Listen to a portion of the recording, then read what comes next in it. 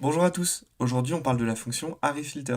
Elle existe depuis PHP 4 et comme son nom l'indique, elle permet de filtrer les tableaux. Elle peut prendre jusqu'à 3 paramètres, le tableau à filtrer, la fonction de callback qui peut être nulle, et un flag qu'on verra plus tard dans la vidéo. La chose la plus simple qu'on puisse faire avec arrayFilter, c'est de supprimer les données falsy d'un tableau. Si je prends celui-ci par exemple, et que je veux en supprimer les données falsy, donc 0, nul, false et empty, il faut que je fasse je vais créer un nouveau tableau déjà, qui va être filtered array, qui va être égal à arrayFilter de array, sans plus de paramètres. Et si je fais un printer de ce nouveau tableau, on peut voir qu'il les a effectivement supprimés. Heureusement, arrayFilter permet de faire des choses un peu plus compliquées. Si j'ai envie de conserver, par exemple, les données supérieures ou égales à 2, il va falloir que déjà je supprime cette ligne, et je vais réadapter ma fonction arrayFilter. Je vais lui ajouter un paramètre qui va être un callback. Donc je vais créer une fonction anonyme qui va prendre en paramètre value, pardon, et qui va nous retourner uniquement les éléments, enfin les valeurs supérieures ou égales à 2.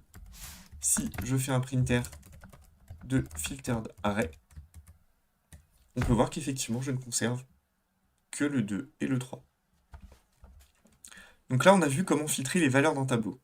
Mais comment faire si on a envie de filtrer les clés plutôt que les valeurs?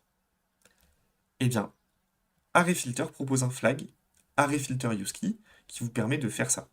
Donc on va prendre un nouveau tableau comme exemple. Hop. Qui contient des clés et des valeurs. Comment faire pour ne conserver par exemple que les valeurs B, les clés B et C par exemple? On veut conserver que le B et le C. Et bien on va faire exactement la même chose. On va faire un filtered array key,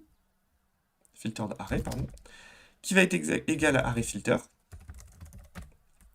Donc qui prend en premier paramètre notre tableau, puis la fonction de callback.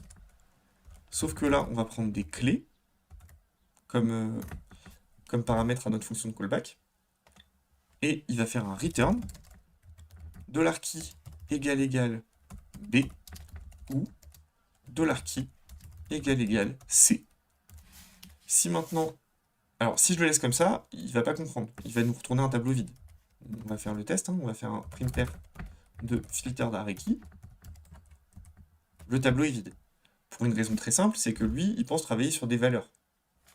Donc pour lui indiquer qu'on travaille sur des clés, on lui ajoute un troisième paramètre qui est arrayFilter useKey.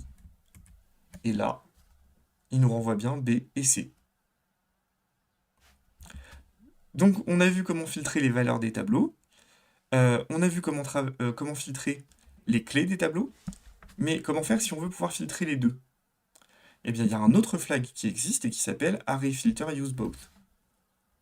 On va réadapter celle-ci, et on va lui passer un deuxième paramètre. On va rajouter $value, $value, et $key. Donc effectivement j'ai enregistré, donc ça affiche une erreur. Et on va modifier notre flag pour mettre un useBoth. Si j'actualise, pour l'instant il a utilisé que les clés, mais pour utiliser les deux, en fait ici on va juste lui dire que par exemple on veut conserver la clé qui est égale à B et la valeur qui est égale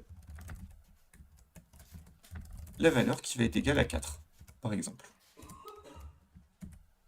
Et on voit qu'effectivement ça a modifié. Ça nous a conservé la clé qui est égale à B et la valeur qui est égale à 4.